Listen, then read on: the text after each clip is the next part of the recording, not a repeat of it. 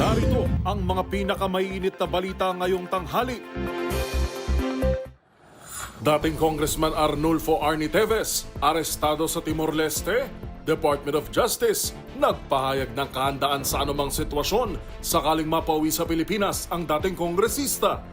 PBBM, nakauwi na ng Pilipinas matapos dumalo sa 46 ASEAN Summit sa Malaysia. Mga nahuling traffic violators sa NCAP, bumaba sa higit 600. Up para malaman kung may paglabag, ilulunsad ng MMDA. Lalaki, arestado sa pagdadala ng 200,000 pisong halaga ng sigarilyo dahil sa paglabag sa Graphic Health Warning Law. Sa MBC TV Sports, 24-man squad ng Pilipinas para sa AFC Asian Cup qualifiers, kilalanin. At sa Showbiz Spotted, Billie Eilish, big winner sa American Music Awards 2025. BTS RM, kinilalang favorite K-pop artist.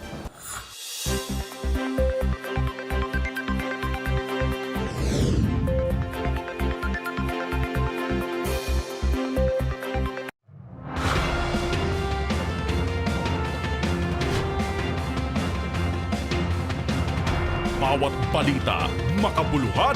Bawat kwento, makapangyarihan. Boses ng Pilipino para sa Pilipino. Live mula sa MBC TV Studio. MBC TV Network News.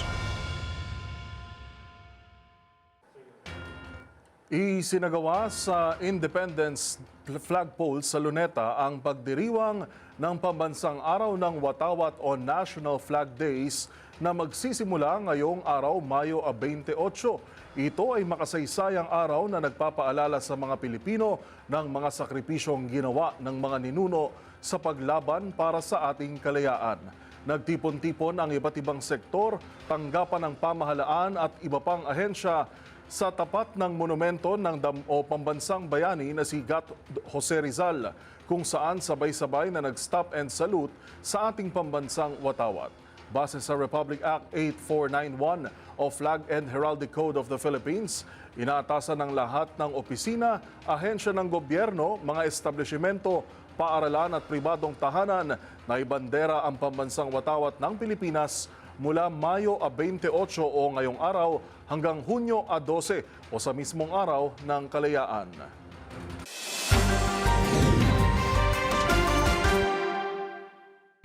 Pilipinas, una sa ating mga balita, inaresto ng mga otoridad sa Timor-Leste si dating Congressman Arnulfo Arnie Teves Jr. sa loob mismo ng kanyang tahanan nang walang ipinapakitang warrant o anumang dokumento ayon sa kanyang pamilya.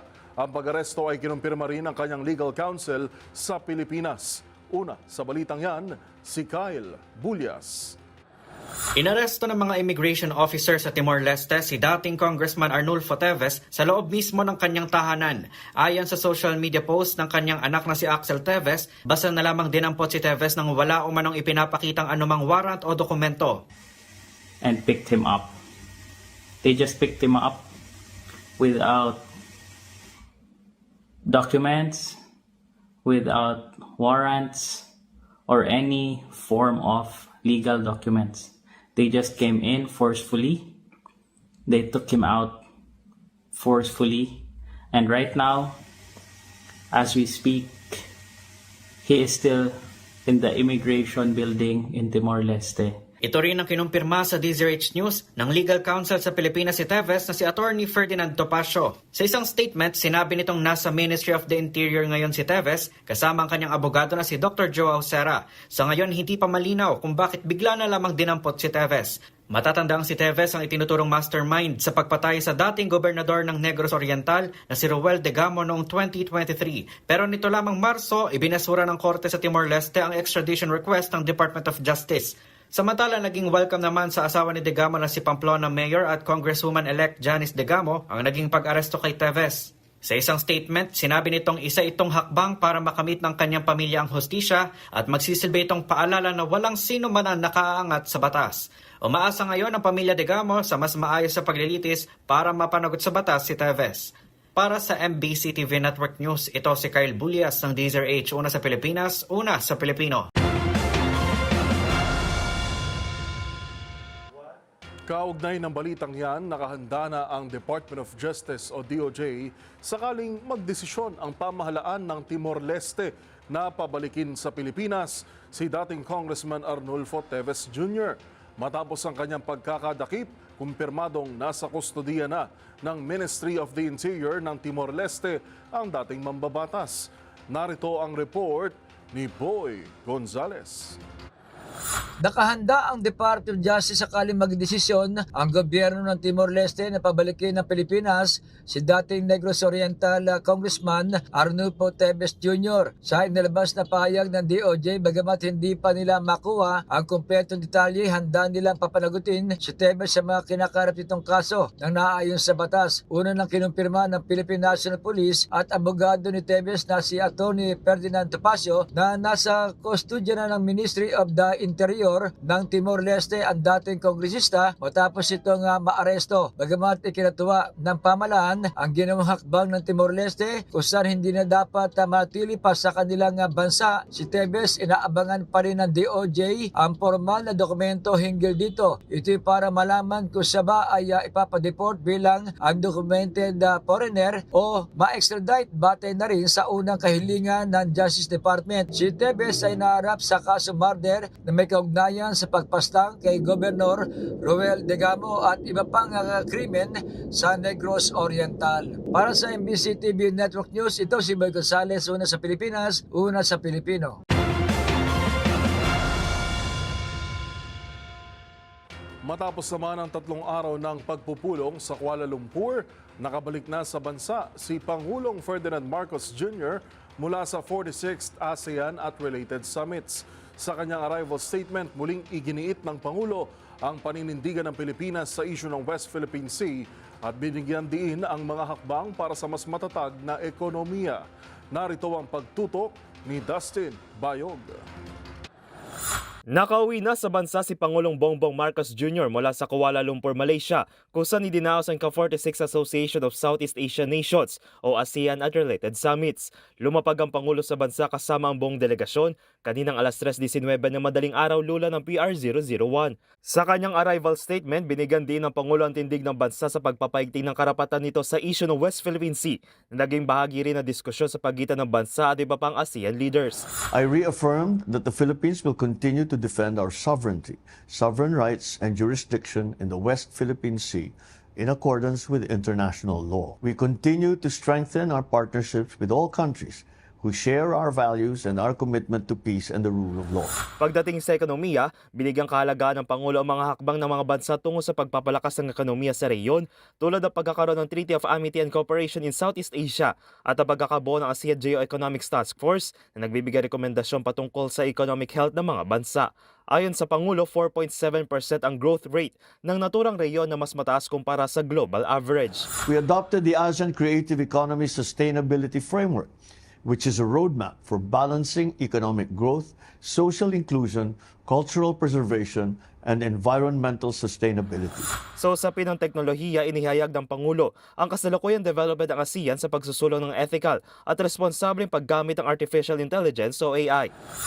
We noted the ongoing development of the Declaration on the Establishment of the ASEAN Artificial Intelligence Safety Network. This is a crucial step to institutionalize AI safety, ethics, and governance principles. Nagkaroon din ng oportunidad ang Pangulo na mas pagtibayin pa ang bilateral relations sa ibang karatig bansa na makipagpulong ito sa ilang mga leader. I took the opportunity to engage leaders to discuss bilateral cooperation in strategic areas of mutual interest. I met with the leaders of Lao PDR, Thailand, Vietnam, Cambodia, and Kuwait. We reaffirmed commitment to strengthen bilateral relations and further advance cooperation on many fields of mutual interest such as defense, maritime, trade, human resource and development, and education. Binigyan din ng Pangulo na handa ang bansa na gumamit ng ibang paraan upang mas mapalakas pa ang private sector investment tulad ng paggamit ng artificial intelligence at digital space. I emphasized that welfare, safety, and progress of Filipinos working and living overseas is of paramount importance to my administration. Samantala, nagpasalamat naman ang Pangulo sa Malaysia sa matagumpay na pag-host ng ASEAN Summit na asanging pagpapatuloy niya sa 2026 kung saan ang Pilipinas na ang magiging host ng naturang ASEAN Summit. Para sa MBC TV Network News, ito si Dustin Bayog ng DZRH TV. Una sa Pilipinas, una sa Pilipino.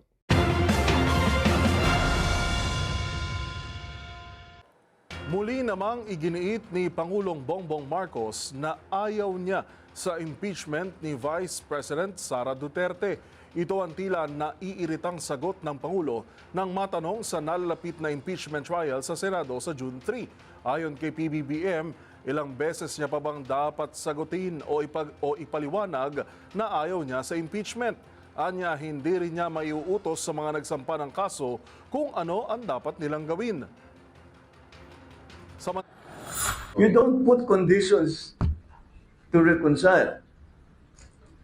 If you're sincere, you want to reconcile, let's sit in front of you. Ano ba talagang problema?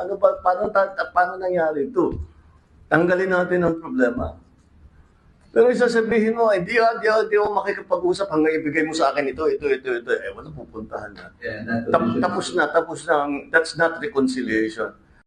Samantala, nanindigan si PBBM na hindi siya magbibitiw sa pwesto sa kabila ng panawagan ng kanyang mga kritiko na mag-resign kasunod ng pagsusumite ng courtesy resignation ng kanyang mga gabinete. Ayon sa Pangulo, wala sa kanyang ugali na tinatakbuhan ng problema at hindi pagpapapogi lang ang ginawang cabinet revamp.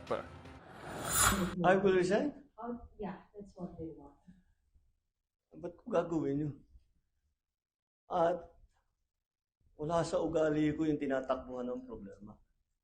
So, good with that. Sa isyu naman ng pagbebenta ng 20 pesos per kilong bigas, sinabi ng Pangulo na gagawa siya ng paraan upang may pagpatuloy ang programa hanggang sa pagtatapos ng kanyang termino.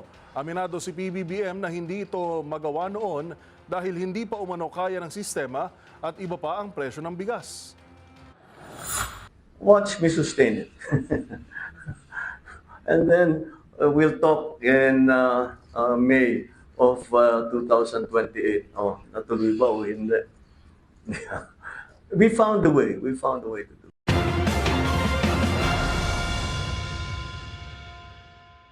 Sa iba pang mga balita, bumaba ang bilang ng mga traffic violator sa Metro Manila matapos ang muling pagpapatupad ng No Contact Apprehension Policy o NCAP. Kasabay niyan, kinumpirma ng MMDA na maglulunsad ito ng isang bagong app o application para maberipika kung may paglabag ang isang driver at kung paano ito maaaring bayaran. Ang balitang yan, tinutukan ni Wina Hesoro. Bumaba ng higit sa 600 ang nahuling traffic violators sa pangalawang araw ng muling pagpapatupad ng No Contact Apprehension Policy. Sa panayam ng DZRH News kay MMDA Chairman Romando Artes, sinabi nito na noong unang araw ng muling pagbabalik ng NCAP ay nasa 1,100 ang kanilang nahuli, kung saan mas mababa ito sa naitatala nilang nasa 3,900 violators noong wala ang NCAP. Paliwanag ni Artes, naging maingat na umano ang mga motorista ngayong bumalik na ang NCAP dahil aniya pag walang nagbabantay at walang nakikitang enforcers, lumalakas ang loob ng mga motorista na mag-violate sa traffic rules. Compared po noong Monday, May 19, ang naitala po namin, although hindi po yan na-issue ng ticket, ay 3,900. Imagine niyo po, compared sa noong Monday, 1,100. Alas 25% lang mang po or 75% reduction. At ngayon kahapon po, another 40% reduction doon sa violation. Samantala, ilulungsad ng MMDA ang kanilang app para malaman ng mga motorista kung sila ay may paglabag sa traffic rules at dati nang mayroon itong app pero nirevise aniya nila para sa Data Privacy Act. Nakalagay rin aniya sa app kung magkano ang penalty na kailangang bayaran at kung saan pwede magbayad. At meron din po kami simultaneously ilo-launch na app kung na para po malaman nyo kung may huli kayo, magre-register po kayo doon. Dati na po kaming meron yan. Paalala ni Artes sa mga motorista na dapat mag-ingat at sumunod sa mga traffic rules, may NCAP man o wala. Para sa MBC TV Network News, ito si Wina Hesoro ng DZRH. Una sa Pilipinas, una sa Pilipino.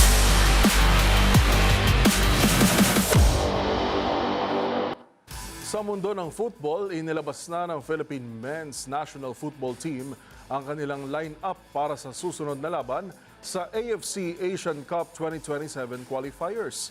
Ang mga manlalaro kilalanin sa report na ito.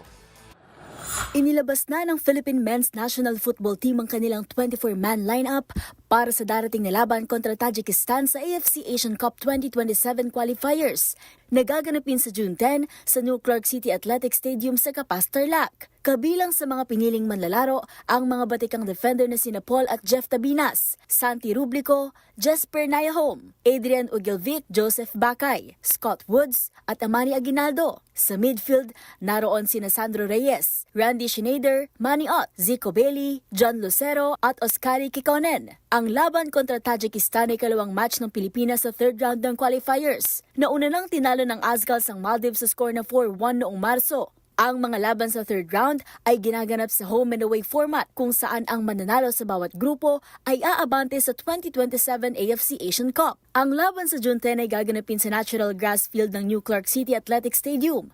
Ang stadium na ito ay ginamit din ng koponan noong laban kontra Maldives dahil sa rehabilitasyon ng artificial turf sa Rizal Memorial Stadium. Inaasahang magiging mahigpit ang laban kontra Tajikistan, nakasama rin sa grupo ng Pilipinas na kinabibilangan din ng Maldives at Timor-Leste. Ang mga susunod na laban ng Pilipinas ay kontra Timor-Leste sa October 9 at 14 at muling haharap sa Maldives sa November 18.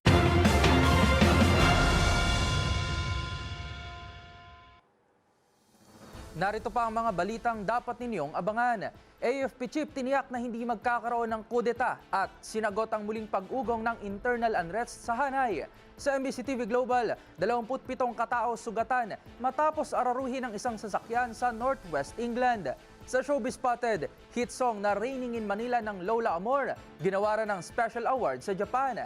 At sa Expert's Opinion, color analysis na katutulong para malaman ang best color to wear ng isang tao. Lahat ng yan sa pagbabalik ng MBC TV Network News.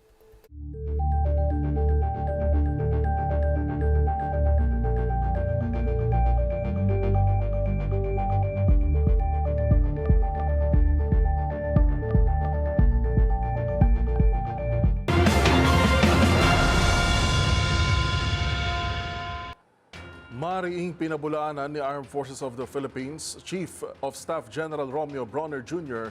ang mga alegasyon ng umano'y internal unrest sa loob ng Campo Aguinaldo. Pagtitiyak ni Bronner, walang kudeta na magaganap sa ilalim ng kanyang pamumuno sa gitna ng mga agam-agam tungkol sa diskumpiyansa umano ng ilang sundalo. Ang mga detalye sa report ni Edniel Parosa. Sinagot ni Armed Forces Chief of Staff General Romeo Bronner Jr. ang muling paglitaw ng isyong may internal unrest sa Campo Aguinaldo. Sa isang pahayag, binigyang diin ni Bronner na hindi magkakaroon ng kudeta hanggat siya ang Chief of Staff. Tugon ito ng opisyal makaraang umugong ulit ang mga aligasyon ng pagiging diskumpiyado umano ng ilang sundalo sa kasalukuyang liderato. Pero muling giit ng general, solido ang hanay sa pagsunod sa chain of command maging sa saligang batas. Aminado naman si Bronner na kanyang ikinalungkot na muling paglitaw ng isyong maaring hindi nagaling sa kalabang banyaga kundi sa mga kapwa na Pilipino. Nanawagan din siya sa publiko na maging maingat sa pagpapakalap ng mga usaping may kinalaman sa pambansang seguridad. May epekto kasi umano ito lalo pat inaatake institusyong dapat sana ay poprotekta sa bansa. Ito sa Edniel Parosa, nag-uulat para sa DZRH. Una sa Pilipinas, una sa Pilipino.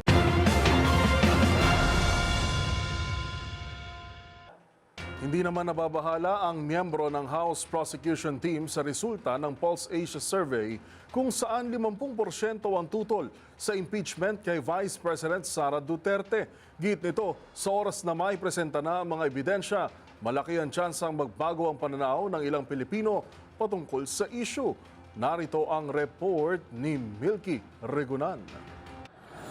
Ibipresenta ng House Prosecution Team ang mga matitibay na ebidensya at patutunayan ang mga kasong isinampa kay Vice President Sara Duterte sa Senate Impeachment Court. Sagot ito ni One Rider Party List Representative Rog Gutierrez, isa sa mga miyembro ng House Prosecution Team, sa resulta ng survey ng Pulse Asia na mas marami umanong mga Pilipino ang tutol sa impeachment. Sa pulso ng Bayan Survey ng Pulse Asia na isinagwa mula May 6 hanggang May 9 at nilahukan ng 1,000 1,200 respondents, 50% ang tumutol sa paghahain ng impeachment complaint, 28% ang pumabor at 21% ang hindi tiyak. Ayon kay Gutierrez, take it with a grain of salt o wag basta paniwalaan ang mga survey. Patunay na sa nakalipas na midterm elections, iba ang resulta kumpara sa lumabas sa mga survey. Aminado si Gutierrez na kapag prinisenta na ang mga ebidensya, magbabago ang pananaw ng ilang mga Pilipino sa impeachment laban sa vice-presidente. Sa Lunes, ipipresenta na ng House Prosecution Team ang articles of impeachment sa Senado na magsisilbing impeachment court. Kailangan ng 2/3 vote ng mga senador para mapatalsik si VP Sara sa kanyang pwesto. Para sa MBC TV Network News, ako si Milk Regunan. Una sa Pilipinas, una sa Pilipino.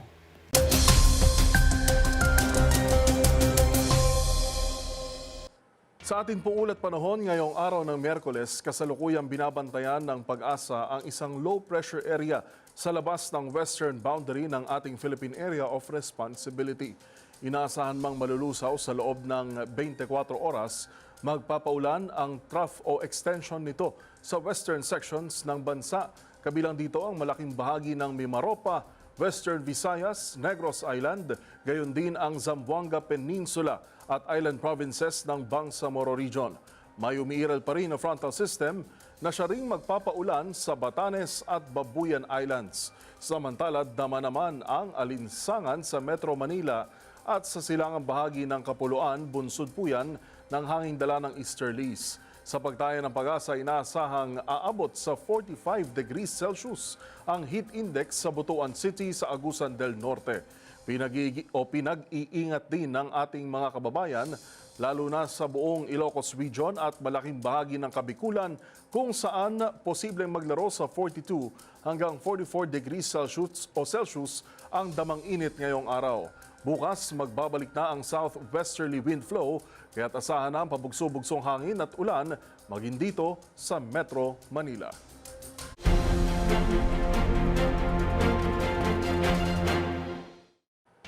Arestado naman ang dalawang lalaki matapos magtago sa loob ng isang manhole sa Visayas Avenue sa Quezon City. Ang dahilan, tinatangkang iwasan ang huli matapos umanong magnakaw ng mahigit 100,000 pisong halaga ng telephone wires. Ang mga pangyayari tinutukan ni Val Gonzales.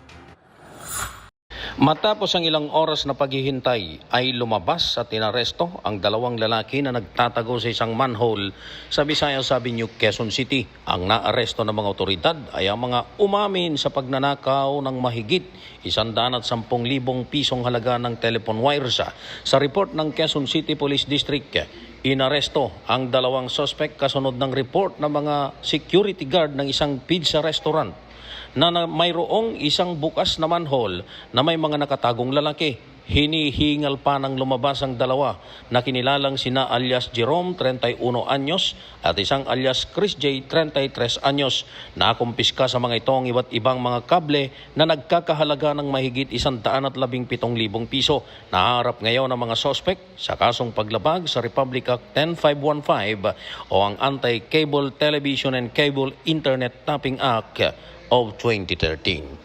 Para sa MBC TV Network News, ako si Val Gonzales, DZRH una sa Pilipinas, una sa Pilipino.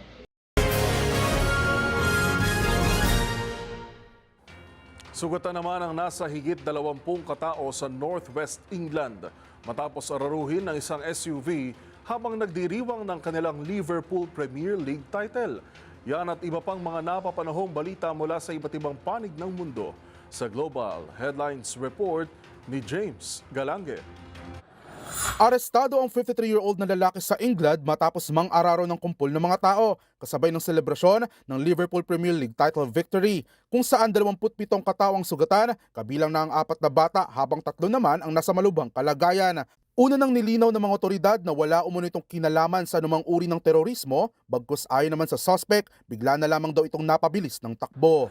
Samantala, muli na namang humirit si United States President Donald Trump ukol sa nais nitong sakupin ng Canada at hirangin bilang ika-21 estado ng kanilang bansa. Yan ay ukol sa inulunsad nitong Golden Dome Missile Defense System na libre anyang ma-access ng Canada kung magpapasakop ito. Dahil kung hindi, magpapabayad ito sa naturang bansa ng $61 billion kung nais itong mapabilang sa proteksyong nais itayo ni Trump. Una na rin kasi nagpahayag ng kagustuhan ng Canada na mapabilang sa nasabing defense system, ngunit hindi nito handang isakripisyo ang kanilang soberanya. Sa iba pang balita, pinaiimbestigahan naman ngayon ng European Union ang 4 na pornographic websites dahil sa inihinalang kayang ma-access ito ng mga bata. Sa inisyal na datos, 4 sa mga porn site ay nakitaan umano na may kakulangan sa effort ng pagprotekta sa mga minor, gayon din ng hindi epektibong age verification measures. Giit ng EU, kailangan tiyakin ng mga online platforms na ang mga karapatan at kapakanan ng mga bata ay nasa sentro ng disenyo at pagpapatakbo ng kanilang mga serbisyo. Magugunitang pumangatlo ang Pilipinas noong Disyembre ng nakarang taon sa mga bansa na may pinakamaraming traffic o users na gumagamit ng nasabing adult websites. At yan naman nakalap nating balita mula sa bidabang panig ng mundo. Para sa MBC TV Network News, ito si James Galangin ng DZRH TV, una sa Pilipinas, una sa Pilipino.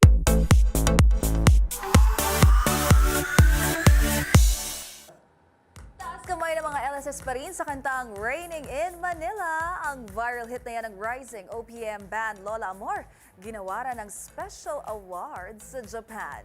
Narito ang aking showbiz report. Nakasungkit ng parangal ang bandang Lola Amor sa kauna-unahang Music Awards Japan 2025. Ang kanilang hit song Raining in Manila ginawaran ng Special Award Philippine Popular Music. Idinaan naman ng OPM band sa isang Instagram post ang celebration sa nakamit na achievement mula sa itinuturing na Asian version ng Grammy Awards. Very meaningful daw sa Lola Amor ang naturang pagkilala para sa Raining in Manila na inilabas noong June 2023, gayong hango raw ito sa kanilang love for Japanese city pop. Dahil naman sa kanilang prior commitments ay bigong makadalo ang banda sa award ceremony na ginanap sa Kyoto at ang kanilang manager na si Mick Ordonez ang tumanggap ng naturang trophy. Kung matatandaan, January last year, nagtanghal sila sa concert ng award-winning rock band Coldplay sa Pinas at dito pinerform nila ang Raining in Manila kasama ang bokalistang si Chris Martin. Ang panibagong tagumpay na ito just in time bago ang 9th anniversary show ng Lola Amor sa May 30 na gaganapin sa Open Air Stadium Rizal Park, Luneta.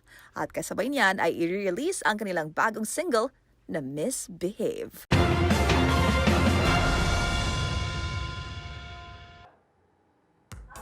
Pagbabalik, Birds of a Feather hitmaker Billie Eilish humakot ng 7 parangal sa American Music Awards, kabilang na ang Artist of the Year. Manatiling nakatutok dito lang sa MBC TV Network News. BRB!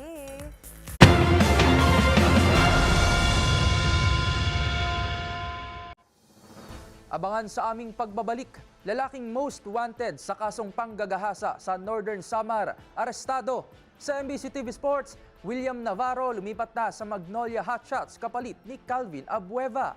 At sa Showbiz Spotted, Billie Eilish, big winner sa American Music Awards 2025 at BTS RM, kinilalang favorite K-pop artist. Yan at marami pang iba dito lang sa MBC TV Network News.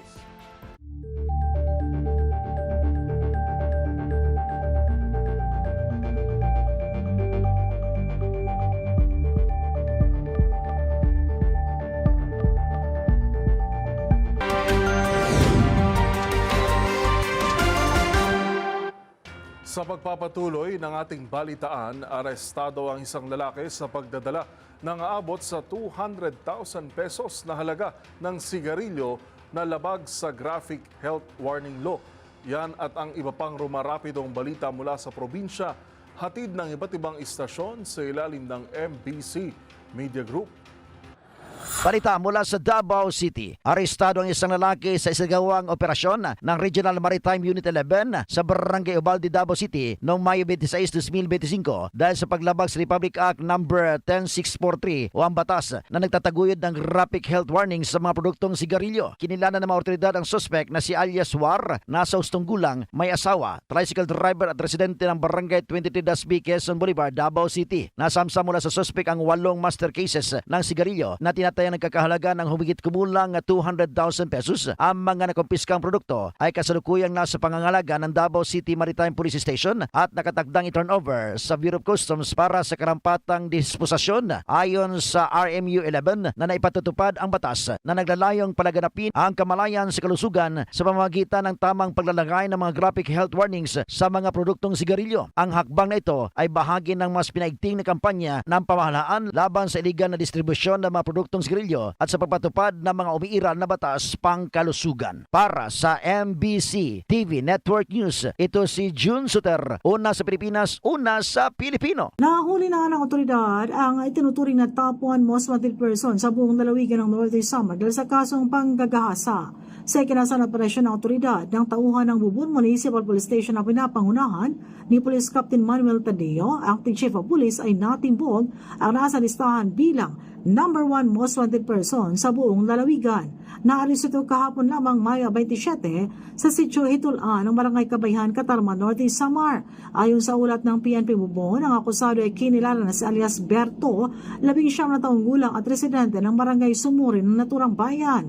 Ang pag-aristo ay inilunsad sa bisa ng warrant of arrest dahil sa kasong kinakaharap na 2 counts ng rape na inilabas naman mula sa Regional Trial Court, Branch 19, Katarman, Norte Samar. Walang piyansa na inirekomenda ng korte o inilakak ang korte para sa pansamantalang kalayaan na nasabing akusado.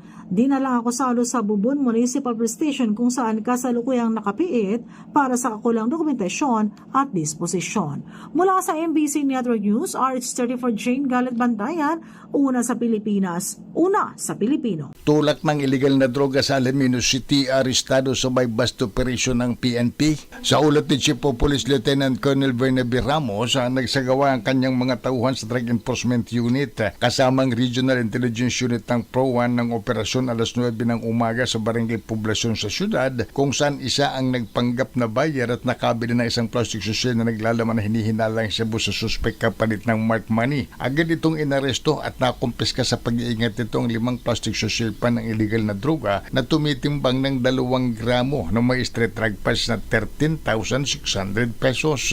Ang suspect ay isang 41 anyos na binata, street level individual at residente ng Pag-asa West, Barangay Kabungan, Anda, Pangasinan, na ngayon nasa kustodiya ng Alaminos City Police Station at naharap sa kaso ng paglabag sa Republic Act 9165 o the Comprehensive Dangerous Drug Act of 2002. Para sa MBC TV Network News, ito si Freddy Pajardo, RH38, una sa Pilipinas, una sa Pilipino. Alas 7:30 kaninang umaga, nakiisa ang Bataan Police Provincial Office sa pangunguna ni Police Colonel Martes A. Salvador, Officer in Charge, sa sabayang pagtaas ng watawat bilang pagunita sa National Flag Day na isinagawa sa Camp Tolentino, lungsod ng Balanga, Bataan. Ang aktibidad na ito ay alinsunod sa makasaysayang araw ng ika-28 ng Mayo 1898, kung kailan unang iwinagayway ang watawat ng bansang Pilipinas, isang makabuluhang pangyayari na sumimbolo sa pagkakaisa ng sambayanan at sa pagsilang ng kauna-unang republika ng bansa. Sa nasabing seremonya, muling pinarangalan ang watawat bilang sagisag ng ating pagmamahal at katapatan sa bayan. Isa itong paalaala sa bawat Pilipino na patuloy nating yakapin ang diwa ng pagiging makabayan. Bilang pagtatapos ng programa, sama-samang inawit ang Pilipinas kung mahal habang iwinawagaway ang maliit na bandila na Pilipinas, isang makabagbag damdaming tanawin ng pagkakaisa at pagmamalasakit sa inang bayan. Para sa MBC TV Network News, RH37 Danny Kumilang, una sa Pilipinas, una sa Pilipino. Ika nga nila, how you dress is how you will be addressed.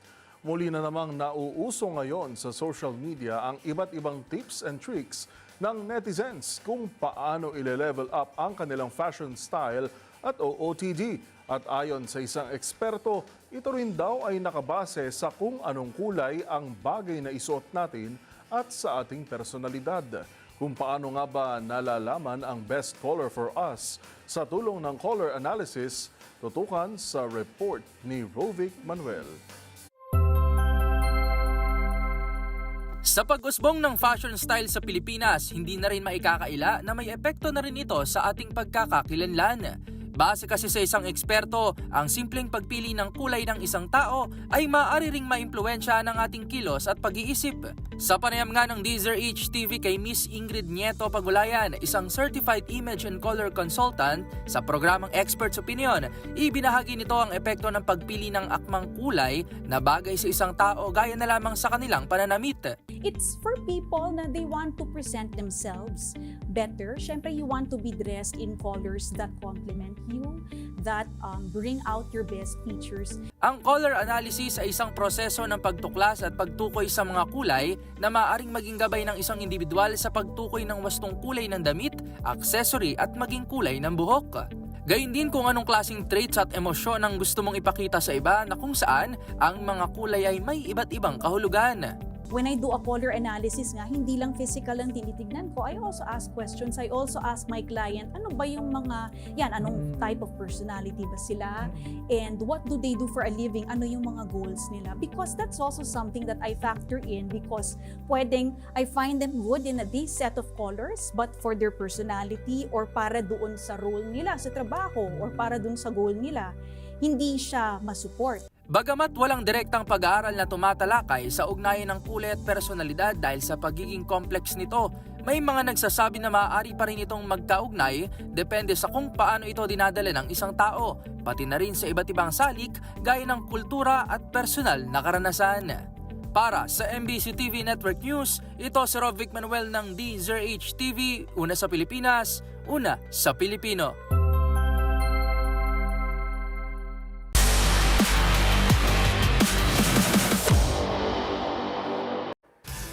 Sa mundo ng basketball, isang malaking trade deal ang yumanig sa PBA ngayong linggo. Pinagtibay na ng liga ang palitan sa pagitan ng Magnolia at Northport kung saan nakuha ng hotshots ang big man na si William Navarro, kapalit ni Calvin Abueva at iba pa. Ang mga detalye sa report na ito. Pinagtibay na ng PBA ang trade sa pagitan ng Magnolia Hotshots at Northport Batang Pier kung saan nakuha ng Hotshots ang promising young big man na si William Navarro. Kapalit nito, ibinigay ng Magnolia sina Calvin Abueva, Jeric Balanza at ang kanilang second round pick para sa Season 51 draft. Muling magsasama sa Magnolia si Navarro at dating UAAP standout na si Save Lucero. Nauna nang naipalit ng Batang Pier kina Gio Halalon at Abo Tratter noong 2024. Sa kasalukuyan, nasa unang pwesto ang Hotshots sa Philippine Cup Season 49 standing. Taglay ang 7-1 na record, habang ang Batang Pier ay may isang panalo pa lamang sa kanilang 7 laro. Umaasa ang Northport na magbibigay ng bagong sigla ang kanilang kupunan sa pagdating ni Abueva at ang muling pagbilang ni Balanza sa kanilang lineup.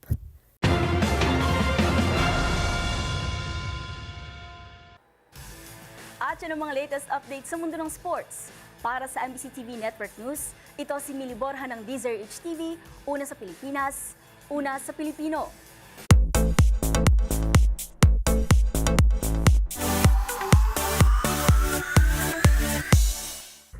Not just one, not two, not three, but 7.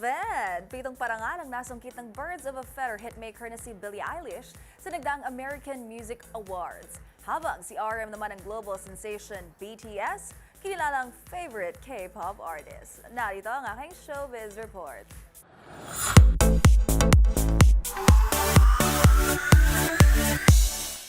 Big winner sa nagdaang American Music Awards ang singer-songwriter na si Billie Eilish. Ang superstar, wagi sa lahat ng 7 kategorya kung saan siya nominado. Siya ngayon ang may hawak ng titulo bilang Artist of the Year, Favorite Female Pop Artist at Favorite Touring Artist. Nasungkit din ito ang Album of the Year and Favorite Pop Album para sa kanyang Hit Me Hard and Soft EP. Habang kinilala namang Song of the Year at Favorite Pop Song ang Birds of a Feather. Sa ngayon kay sinasagit na si Billie ng kanyang concert tour kung kaya't nagpadala na lamang ito ng isang video message. Wish I could be there tonight. I'm on tour, getting to see you all over the world. Thank you to the AMAs. Thank you to the fans. I know you voted for this. This means the world to me. I am just so lucky to get to do what I do and to do it with you. I love you all so much. Thank you, guys.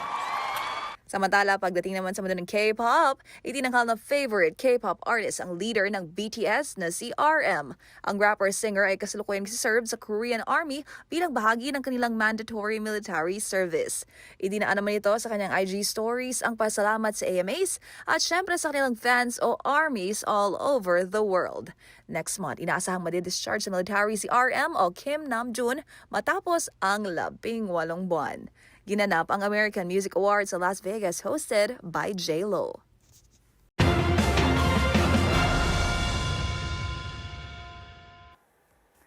Para sa MBC TV Network News, ito po ang your showbiz Angel ng DZRH TV. Una sa Pilipinas, una sa Pilipino. Balik sa'yo, Yuel. Maraming salamat, Showbiz Angel. At iyan ang mga nakalap naming balita ngayong araw ng Martes. Sa ngalan ni Karen Oyong, ito po si Yuel Reyes. Magkita-kita tayo muli bukas araw ng Huwebes para sa mga balitang makabuluhan, mga kwentong makapangyarihan. Hatid ang boses ng Pilipino para sa Pilipino. Ito ang MBC TV Network News. Una sa Pilipinas, una sa Pilipino.